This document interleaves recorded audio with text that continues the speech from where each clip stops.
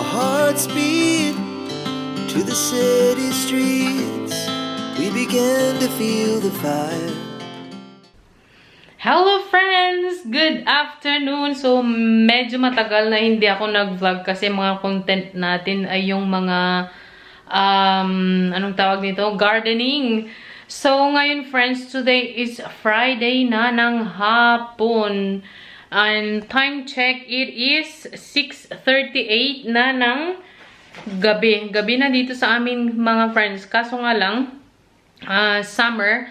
Kaya yun, parang summer, kaya we still have light until 10, ganon mga friends. So, anyway, kahapon pala mga friends, this is storytelling. Kahapon pala mga friends, lumabas kami ng anak ko na si Bunso. Pumunta kami sa town, tapos pumunta din kami sa ibang town na malapit dito sa amin. And then, while I was driving, sa kabilang road, parang inaayos nila yung kalsada or nililinisan. I think, inaayos nila yung kalsada kasi every summer kasi dito mga friends, they are really fixing the road. Inaayos talaga nila yung kalsada, nililinisan yung mga gilid ng kalsada to avoid fire, ganon mga friends. So, every month yan na may dumadaan na machines na naglilinis, ganon. So, anyway, yun. While I was driving, ko na lang mga friends, narinig ko na lang na parang may bato na tumalsik. So, I was worried. Sabi ko, ano kaya yun? Did you hear that, Lakota? I asked Lakota and then Lakota said, yes, but I don't know what it is. Sabi niya. So, na-bother na talaga yung isip ko. Tapos, tinitingnan ko na ano kaya yun. Tinitingnan ko yung sasakyan, yung mirror. Tapos, nakita ko na, OMG, parang, parang, bato nga na tumalsik, tapos natamaan yun nga yung windshield ng sasakyan.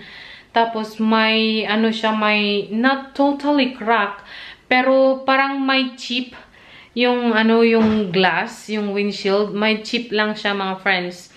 So nag-alala na talaga ako. I couldn't focus driving that time. So nung na-reach na namin yung destination namin, I checked it. Sabi ko nga, sana nga hindi chip yun or whatsoever. Sana. Nagsabi nga akong ganun. Tapos, nung nakarating na kami sa pinuntahan namin, nakita ko nga mga friends na yun, may chip talaga yung, yung windshield. So, nag-alala na talaga ako kasi nga, kung makrack kasi yun, as in the whole windshield, pwede siyang makrack or something. Yeah, and then maybe, normally naman very fast, very fast naman yung, yung gawa kung ipapagawa mo kasi naka-insurance ka naman. So, yun. Umuwi na kami dito sa bahay. Sinabi ko sa asawa ko nung dumating siya ng hapon na, OMG, I am sweating. Sorry, friends. Tapos, kaninang umaga, di ba kahapon yun? Tapos, kaninang umaga, I called the insurance company. Tapos, tinawagan ko muna yung namin dito, yung shop namin dito. Tapos, sabi nila na you can go to the city center. There are shops doing it, sabi nila. Tapos, sabi ko, okay, because we have also insurance. And then, if they can cover everything, it's okay that you can go to the city, sabi nila. So, I called also the insurance company. And then, they said, yes, you can go to Carglass, sabi nila. You can go to Carglass and they're going to repair it within 30 minutes, sabi nila. So, yun nga, pumunta na kami kaninang umaga ni Lakota. So, within 30 minutes nga nagawa nila. And also, they changed the wipers, the front wipers, kasi we also have one behind, pero yung dalawa lang sa harap yung pinalitan nila. Importante daw, sabi nila, kasi nga 1 year na din na hindi napalitan yun. Okay pa naman, kaso nga lang, 1 year na kasi nga winter, tapos sunny. Yung contrast kasi ng mga temperatures na ganun mga friends, yung extreme temperatures, because we live in a very hot in summer. We live in a region where when in summer, it is really scorching hot. I think it is the hottest place here in Spain, aside from Andalusia, and then here, one region here in Catalonia. So yun, and then, yes, so yun mga friends, and in winter naman, as in a super cold, we have a fog. Oh my gosh, foggy the whole month. Ganun mga friends, ganun ka-extreme yung weather dito sa lugar namin. So, dahil nga ganun, yung hot and cold na temperatures, so yung ano ng sasakyan, yung wiper niya, parang ano siya, lumaki siya, mga friends. I'm not sure if you can really understand. So, naiba na yung ano niya, yung shape niya. So, pinalitan na nila. So, okay. So, yeah, I told them, okay. So, hindi ako nagbayad sa repair ng windshield. Ang binayaran ko na lang is yung wipers, which is 60 euros, 59 something. Basta, let's round it off, 60 euros. Plus, they gave us a free vacuum, small vacuum for the car. I will show you. Okay, friends. So, ito yung binigay nila na free na vacuum. Very nice siya. So, 4 meters yung wire niya. And then, 12 volt. So, you can use it wet and dry. So, ayan, mga friends. Maganda. Very cute siya. May ano siya, may plastic siya kanina. Kaso nga lang, tinanggal ko nung tiningnan ko na. And dapat 2 hands. Wait, mga friends. So, nabuksan ko na mga friends. So, ayan, bale ganyan mga friends. So, dito mo isaksak. Every car kasi mga friends, may saksakan na parang ganito. So, ayun. Talagang pang car lang talaga siya. You cannot use it sa bahay.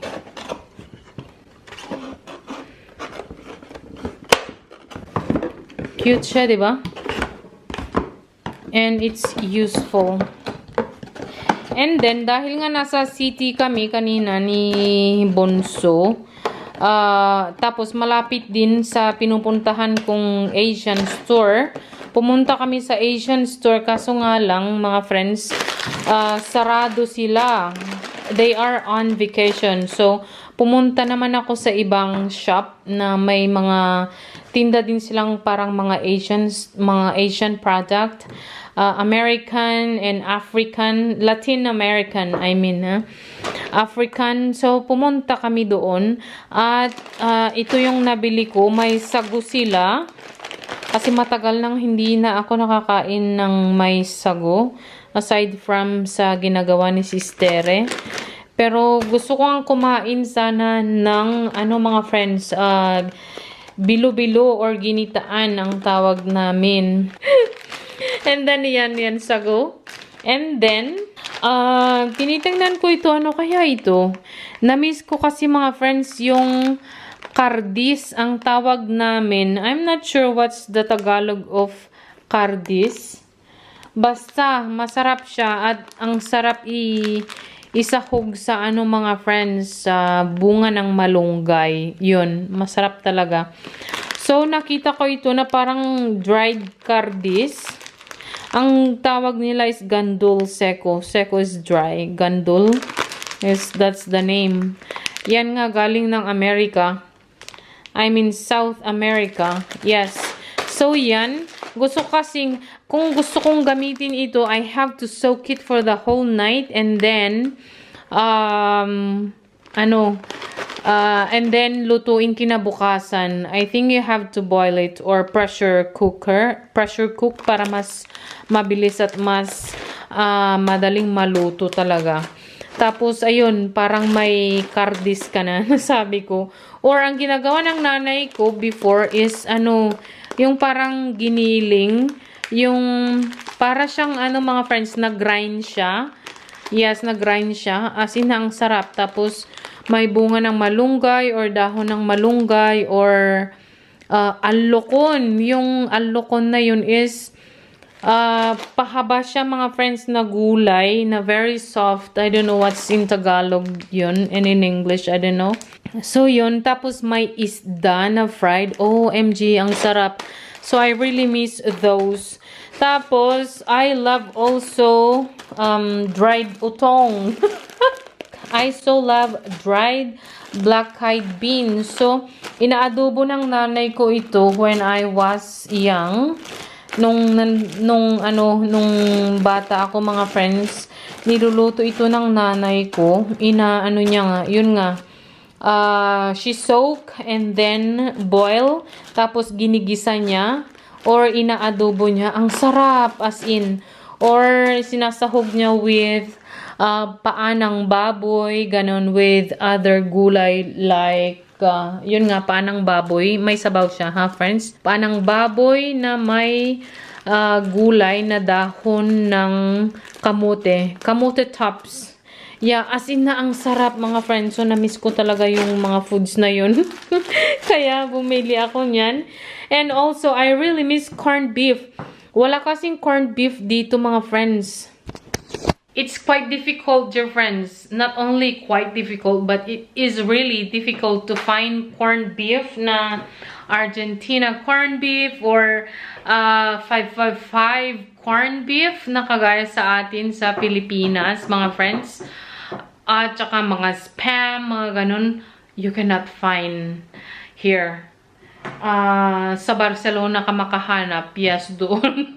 Sa Barcelona kasi nga maraming mga Pinoy doon.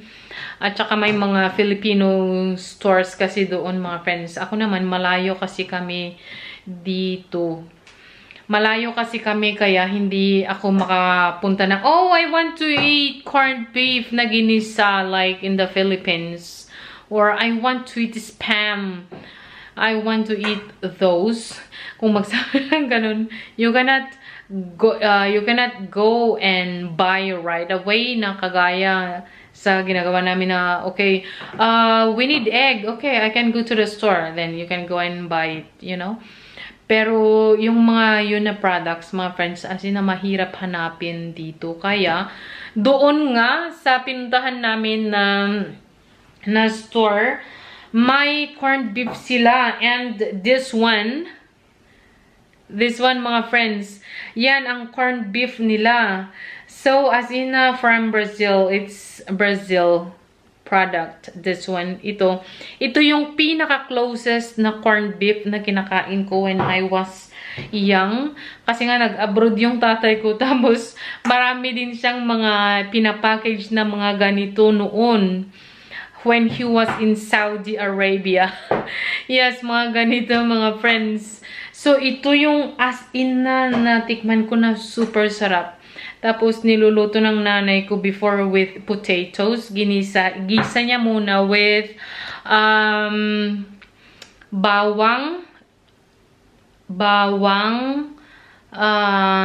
onion, yeah, garlic, onion, and then the corned beef, and then yung as in cubes, na napaka-small na cubes ng mga potatoes. Yun, as in na ang sarap. Or minsan nilalagyan din ng nanay ko ng dahon ng sili, mga friends. As in na super yummy. Super yummy. So, nakita ko ito and I remember, so binili ko and the price is almost 6 euros. Very expensive. Very expensive, mga friends. Very expensive. 6 euros, mga friends. Tapos, may nakita din ako na, yun nga, di ba, wala ang spam dito. Iba, wala silang spam kasi hindi sila mahilig sa spam, mga friends. Ang sa kanila naman ay yung mga cold cuts. Like, mortadella, mga ganun. Pero, it's different. sa mga spam. So, yun, ang nakita ko is this. It's also this one. But this one, friends, is chicken. Para siyang luncheon meat. Ayan. Para siyang spam.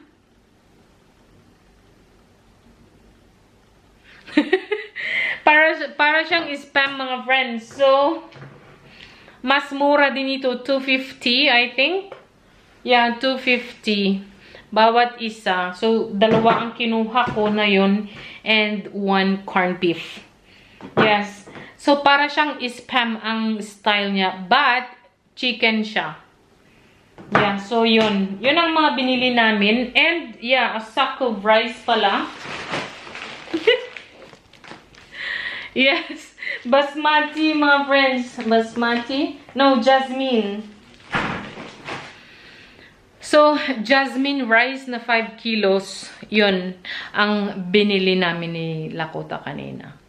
Yes. So, yun nga, mga friends. Ay, ano pala, mga friends. We are going to turn off the water kasi my husband turned on our sprinklers kasi para hindi mamatay yung mga grass dito sa harapan ng bahay. We turned on yung ano natin, sprinklers twice a day, morning and then in the afternoon. So let's go turn it off. And then I will show you also kung kumusta na ang ating mga onions, okay? Ayan, mga friends. So, kita nyo naman na green. na green. Pero yung mga hindi naabot ng sprinklers kasi nga may mga punong kahoy, as in a super dry look. Dito sa sides, dito, patay na mga damo. Diyan. Tapos doon sa unahan. So, ayan, mga friends. Let's go turn it off kasi magto 2 hours na siya. So ito, friends, yung ano natin, switch. Yan. So ito yung source ng ating irrigation water. So bali 3 ang ganito namin. Dalawang ganito namin pero tatlo yung ano natin, yung faucets. Nandoon.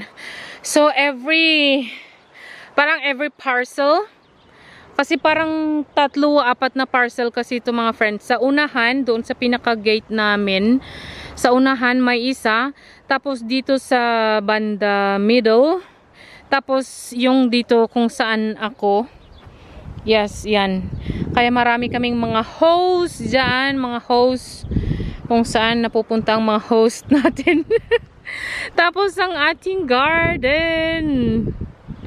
Yes. So may additional pala kami na inilagay doon. May addition tayo doon sa ating garden para makaakyat yung ating mga ampalaya, mga friends.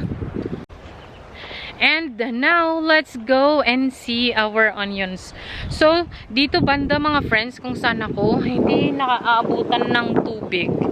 Ayan, kasi nga, may ano dito na tree. So, hindi yan makalabas ang mga tubig hanggang dito lang. Kaya, can you see the difference? So, ayan yung naabutan ng tubig. Ayan yung naabutan ng tubig, mga friends. Tapos, sinabasa siya. Tapos, dito naman yung hindi naabutan ng tubig.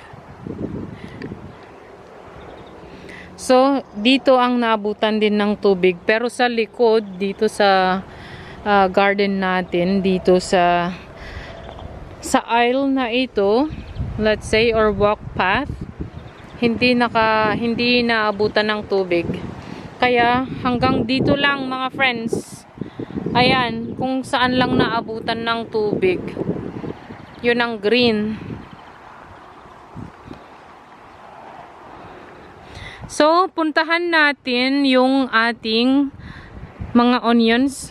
Tapos, can you see, hindi naabutan ng tubig dito. So, very dry. Oh, OMG. OMG! Mga friends, nagsihulugan na sila. Nagsihulugan na silang lahat. Not lahat, but yeah, nagsihulugan na. Kasi nga very ano na siya mga friends. Dry, especially itong mga ito, oh, dry na talaga siya. So, hindi na niya mahawakan kasi mabigat kasi yung onion. Kaya, nagsianuhan na sila. Nagsilaglagan na sila. Tapos, pag may mga ganyan na nalalaglag, dito ko na sa lamesa inilalagay lahat, mga friends. Kaya, punong-puno ang ating lamesa.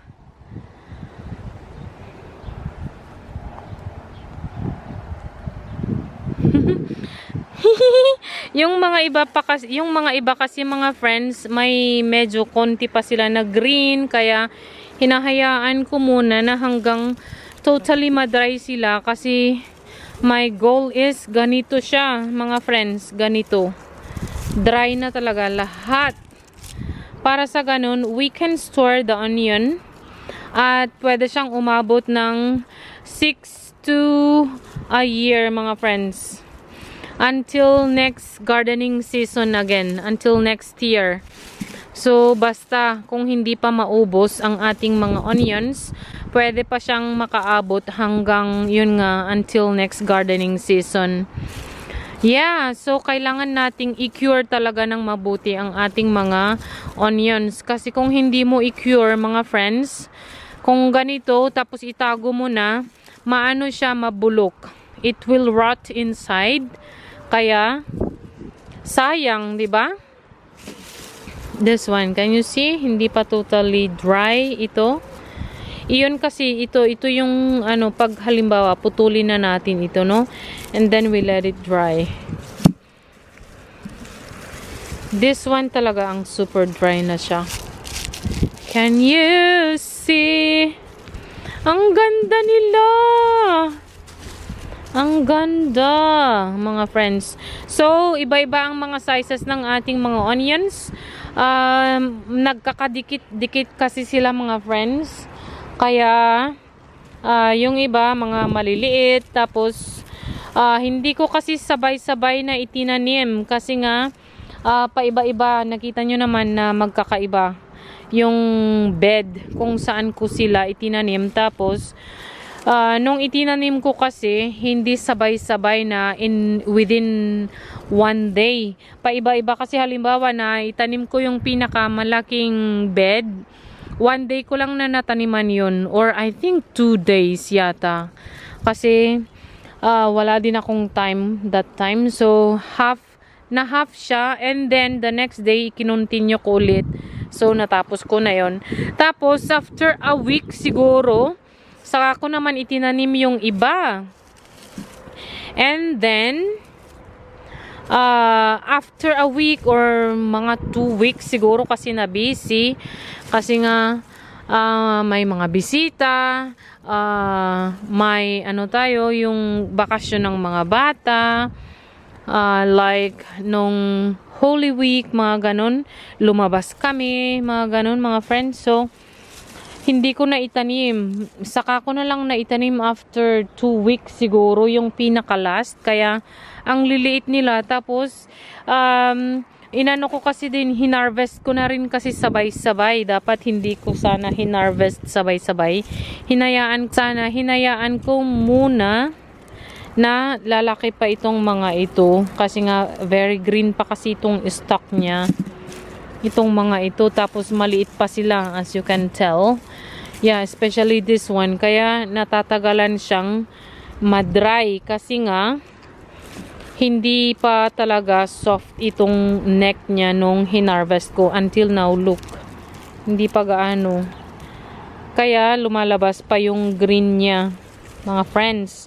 So yan, yung mga greens na nakikita nyo, ito yung mga iniwan ko pa sana para lalaki pa.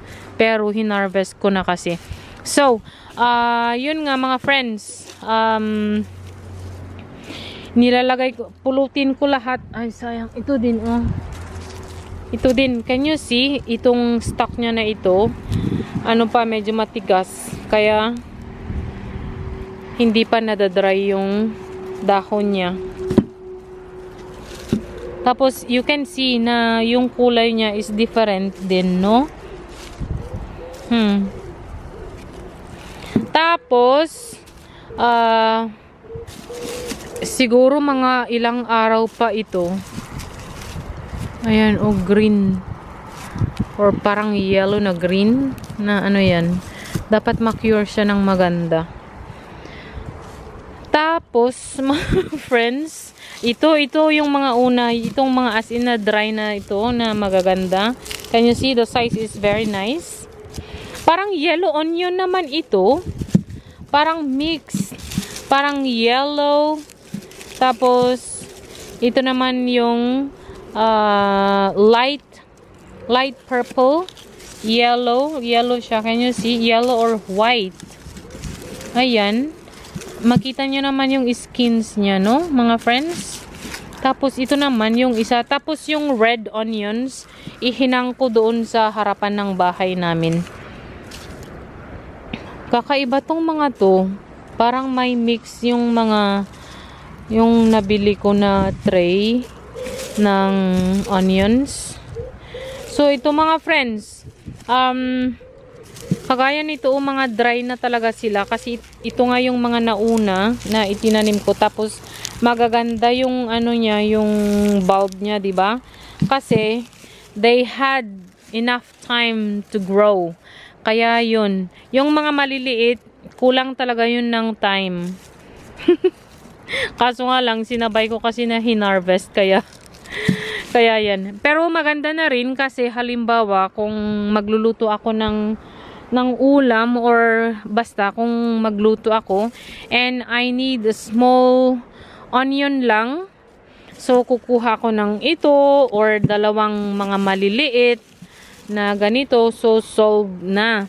Instead of taking one big and then hatiin mo lang, no, 'di ba? So, yun, mga friends. So, I'm very happy with the result kahit na may mga maliliit. Ito naman, mga friends, ang ginagawa ko sa mga maliliit or mas maliliit pa, like this one, pag nagro-roast ako, I think I have one video na nag-roast ako ng basta karne yata yung ni-roast ko.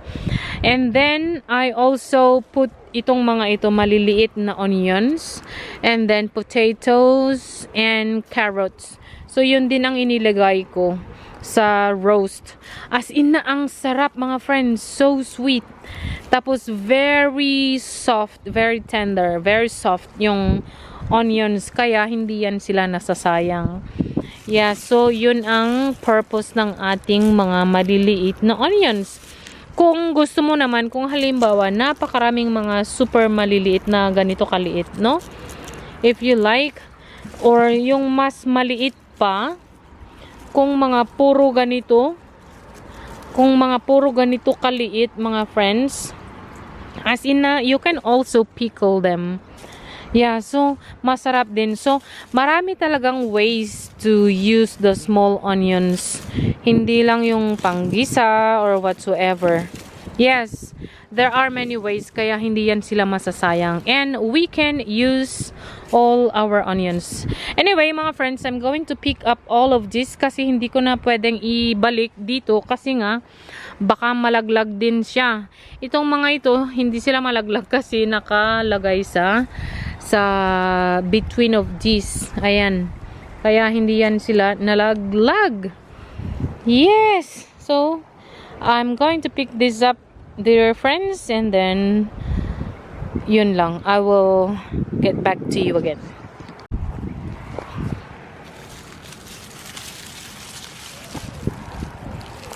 Saan ko kaya ilagay, mga friends? Kasi puno na. Puno na siya. Gusto ko na ngang ikat sana at itago. But they need more time.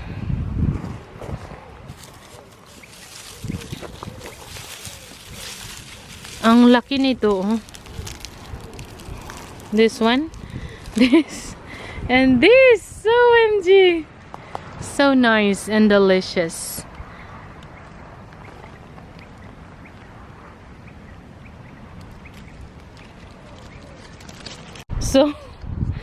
So napulot ko na mga friends yung mga nasa lupa. And nandito na sila, as in crowded na talaga. So I am thinking to try to braid para sa ganun isabit natin. Dito din natin isabit. I will try. As in, ang gaganda nila mga friends. I'm in love. Sa mga onions natin. So can you see, this one is totally dry na siya. Yay! This one also. Look. Marami ng dry. Okay friends, I will try, okay? So mga friends, ito ang na-braid ko. Ayan. Mabigat siya in fairness. Okay na to, kahit ganito lang siya. Mga friends, nandito tayo sa vegetable garden kasi I'm going to pick yung yung pangtali. Yun yung hinahanap ko na pangtali. Nandito lang siya. Wait. Sana kaya yun? No, not this one, but smaller than this one. May mga onion. Mga friends, may mga onions din pa pala ako dito. Ito yung mga huli ko na hinarvest. Kaya mga maliliit pa sila. Ayan. Tapos ihinang ko lang kasi dito. Dito. So minsan nagsisihulugan sila sa lupa. Kaya nandyan sila. Look. Nandito din yung iba. Here. Yung iba itinali ko na ganito. Ayan, ang cute. Kasi ganito kasi sa probinsya, 'di ba, tinatali nila tapos nilalagay sa kusina. Kaso nga lang wala kasi akong pangsabitan. Ay, nahulog. Wala kasi akong sabitan sa kitchen namin mga friends, kaya dito ko na lang inihang. Kaya I so miss it because it reminds me my childhood. Kaya ayan mga friends, nandyan lang yan sila para feeling ko din na nandun pa rin ako sa Pilipinas. Tapos meron din pa pala dito mga friends, yun nga, mga huli ko ng mga harvest yan. So ito yung nahulog kanina, ilagay natin dyan. Inilagay ko na dito kasi nga gusto ko itong dalhin para ito yung mga una naming gagamitin. Kaso nga lang, they are not totally dry yet. Ito yung mga masasarap talaga mga friends na size na i-pickle. Yan. So nandito pala yung hinahanap ko na pangtali. Ay! Na pangtali. Tara, punta na tayo. Ay, ano pala mga friends, ipakita ko muna sa inyo yung ginawa kong trellis.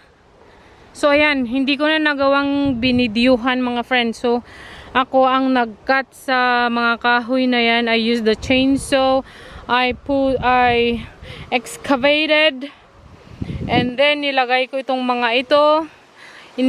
My husband helped me to put this one kasi wala kasi ang asawa ko mga friends, kaya ako ang lahat kasi nga nasa work siya. And then yon, inilagay ko din itong mga straw na ganito kasi matitibay itong mga ito. So ito yung ginamit ko para dyan na lang aakyat yung ating mga ampalaya. Ayan mga friends, nakalbo sila. Walang mga dahon yung mga iba kasi alam nyo ba kung anong ginawa ko? Kinuha ko at nagluto ako ng tinulang manok. At hindi ko na rin nabidyuhan. Kaya ayun. Ayan mga friends, gusto ko kasi na lahat ng mga ito aakyat sila papunta dito. At punong-puno ng bunga. Sana nga kasi very late ko nang itinanim itong mga ito mga friends. Uy, look! Our cherry tomato na pear na pahaba. Masarap yan, matamis. And mga friends, look! May bunga ang ating pangsigang panigang na sili. Kumuha ako kaninang umaga nung nag-irrigate ako mga friends.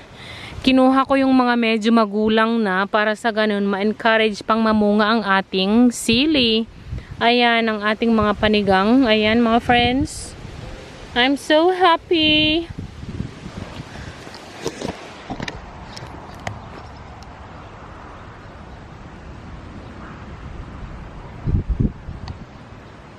So, ito na mga friends, natay ko na siya. Ayan.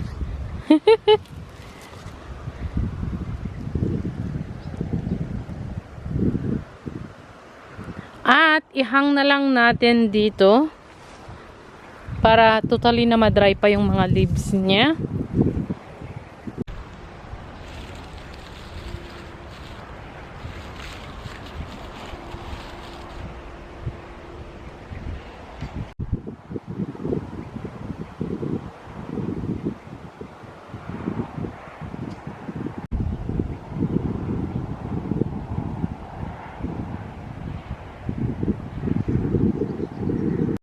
Hello mga friends! So ito pala yung mga red onions natin mga friends. Kunti lang, no? Hello mga friends! I also forgot to show you na, ayan, meron din tayong onion dito. Yan ang mga ginagamit ko at the moment. I also forgot to show you mga friends na pumunta din pala kami ni Lakota sa seeds shop. At saka, marami silang mga paninda, mga variety, mga friends. So, they also have fresh produce from their own farm, mga friends. Kaya, tapos they also sell animals like hens, roosters, rabbits, mga ganun, birds. Tapos, mga pagkain ng mga animals, mga friends. So, parang, I don't know how do you call that shop. Kasi they have everything except mga canned foods. Mga pagkain ng animals, yes, they have a lot. And also different types of seeds. And yeah, mga like this one. Basta marami silang mga types of seeds of all vegetables. And also flowers. So, bale tatlo yung mga binili namin ni Lakota, mga friends. So, this is mezcla de lechuga. So, it means that mixed of lettuces, mga friends. Lechuga is lettuce. Lechugas is plural lettuces. So, ayan. Just like this one is spring mix. They call it spring mix in the US, I think. Yeah, so they have arugula, spinach. Yes, rocket salad. No, I don't know. Yeah, basta they have, and you can plant this the whole year. So I can plant this one as well because I miss lettuce. And also this lechuga batavia maravilla. Oh, this one is for summer only. Yeah, you can also plant in autumn, it says here. So you can also plant this whole year round. So this is very nice. And of course, our favorite okra. So, kaya din pumunta kami kanina sa store. Natural aliments o aliments natural yung pinuntahan namin kanina ni Lakota kung saan ako bumili ng corned beef and all that. So, may mga paninda din sila na taro root and also yucca. And mga fresh na ganito mga friends. Fresh okras. They also have fresh okras. Kaso nga lang, this time wala sila. I don't know what happened. So, ito yung kaya napapunta kami ni Lakota doon mga friends. So, ayan, pwede ka pa daw magtanim. When can you sow this one? Until this month, pwede ka pa daw magtanim until this month. And you can still harvest until October. So, kaya kinuha ko ito mga friends. I hope nga na tumubo sila kasi yung mga tanim ko, they are not growing that much. So, each pack is €1.70 mga friends. So, can you imagine? Mahal na rin. Dati, hindi. My husband husband, nandoon na sila, parating na sila. I mean, they are entering sa gate namin. So, nagbip-bip ang aking asawa to let me know na nandito na sila. So, ayun, kararating lang nila ni Lakota. They are still entering. Pumunta sila sa swimming pool, sa public pool ng aming town. Yes. We have a very nice swimming pool here, mga friends. So, bale tatlo. May pang bata na yung as in na pang baby. And then the medium. And then the biggest one is 50 meters long. And 25 meters width. And also, the deepest part is 4 meters. So, can you see that? That is very, very deep. That is deep enough. Right? That is deep. And Lakota loves to swim until she can touch the deepest part of the swimming pool. And then once she arrives home, she said, "Mom, you know what I did? I touched the bottom of the deepest part of the swimming pool." Pero minsan as in na kinakabahan ako. Kasi ang liit niya. Tapos she could. And sabi ko sa kanya na hindi ka ba nawawalan ng hininga? You have to be careful. Palagi ko siyang sinasabihan na ganun nga. Na be careful. Tapos ang asawa ko naman, chine-check niya always. Tapos, Lakota and my husband, they really swim together side by side. From, yung pinakamalaki na swimming pool, 50 meters. Yes, to go and then to come back. And Lakota is really tired. Yes, mga friends. Imagine, she's only 8 years old. And yeah, I'm so proud of my girls, really. Both of them. My husband taught them how to swim. And even me, my husband taught me how to swim too. So, mga anak namin, mga friends, hindi sila pumunta sa swimming lessons. Asawa ko lang ang nagturo. Wala siyang,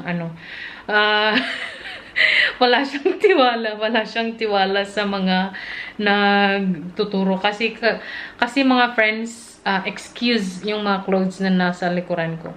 Kasi mga friends, nung bata pa ang asawa ko, siya ang umattend sa swimming lessons. Tapos, ang dami daw nila. Tapos, may mga 3 years old na mga bata.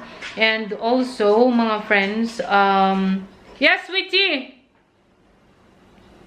Yes? And also, may isang bata na parang hindi niya na kaya na asawa ko, mga friends. So, since then, parang na-trauma ang asawa ko. So, nung nagkaanak na kami, ayaw niyang pumunta ang mga bata sa swimming lessons. Hello, mga friends. So, my husband, as always, they're going to eat pizzas. This is the pizza that my husband is going to eat, and this one is for Lakota, mga friends. Yes, so I am not going to eat pizzas. Ayan ang kanilang pizza, mga friends. And my plan, my friends, is to eat the corned beef in can. I also have hamburger, and that is beef. And yun kasi ang kinain ko kaninang midday. So, because today is Friday, they're going to eat something special, and I want to eat something special too. So, I am planning to cook that corned beef, but without the potato. What I'm going to add is maybe the zucchini that I harvested this morning. This is the zucchini, friends, that I harvested this morning. Yeah, I'm not sure if it is still edible or not, because as you can tell, I don't know what happened to this zucchini. Not beautiful. And also, I harvested one cute cucumber. This will be for my salads. And also, I boiled, I think, 8 eggs. And I ate eggs already this morning, 2 eggs, and my husband ate 2 eggs too. OMG, dear friends, it is really hot. As you can tell that I am sweating. As in, napakainit mga friends. So, hindi pa ako naka-decide kung ano ang kakainin ko mga friends. Can you imagine? Nabuksan ko na mga friends. Nakahiwa na rin ako ng mga ingredients natin. So, ayan. Yan yung corned beef in can. As in na ang sarap.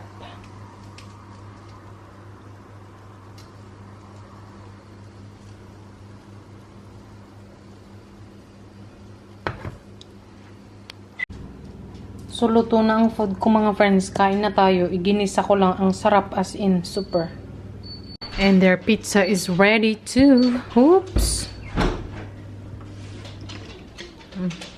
So, yun lang mga friends ang video natin for today. Thank you very much for watching. Please subscribe if you haven't yet. And hope to see you again very soon. Bye!